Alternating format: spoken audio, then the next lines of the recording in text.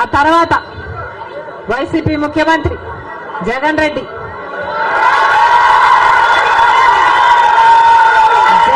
గారు చేసిన అప్పులు 3 లక్షల కోట్లకు పైని.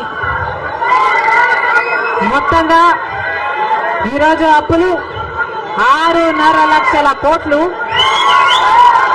రాష్ట్రానికి చెందిన అప్పులు, కార్పొరేషన్లకు చెందిన లోన్లు చెల్లించాల్సినవన్నీ కలుపుకుంటే 10 లక్షల కోట్ల అప్పుల భారం ఆంధ్ర రాష్ట్రం మీద ఉంది.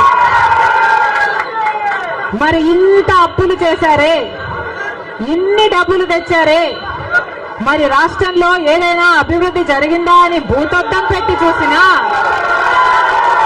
ఎక్కడా కనిపించదు. రాజధాని ఉందా?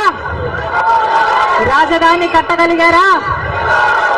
రాజధాని కట్టడానికి డబ్బులు లేవు. కనీసం ఒక మెట్రో అయినా ఉందా? ఆంధ్ర రాష్ట్రంలో ఒక్క మెట్రో అయినా ఉందా?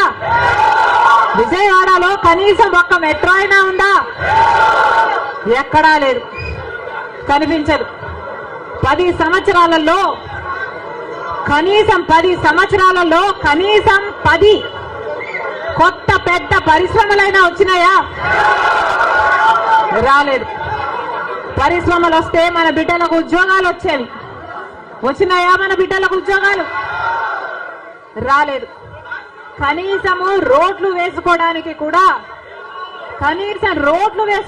కూడా డబ్బులు లేవు ఆంధ్ర రాష్ట్రంలో.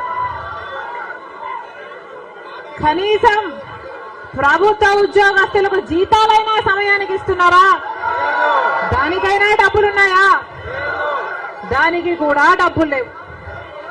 దేనికి డబ్బులు లేవు. అభివృద్ధి జరగలేదు. కానీ దళితుల మీద జరిగే దాడులు మాత్రం 100కు 100% పెరిగాయి.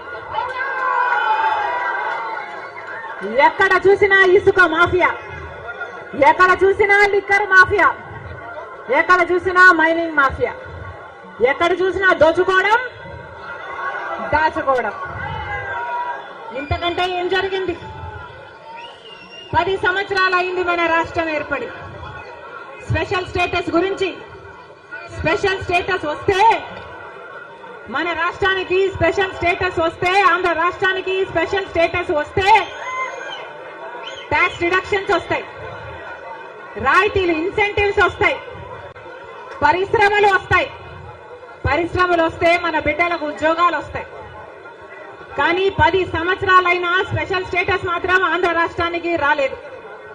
రాలేదు అనడం కంటే పాలకులు తేలేకపోయారు అనడము కరెక్ట్. ఉత్తరాఖండ్ లో స్పెషల్ స్టేటస్ వస్తే 2000 కోట్ల పరిశ్రమల స్థాపన జరిగింది.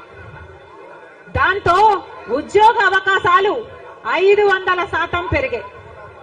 హిమాచల్ ప్రదేశ్ లో స్పెషల్ స్టేటస్ వాళ్ళకి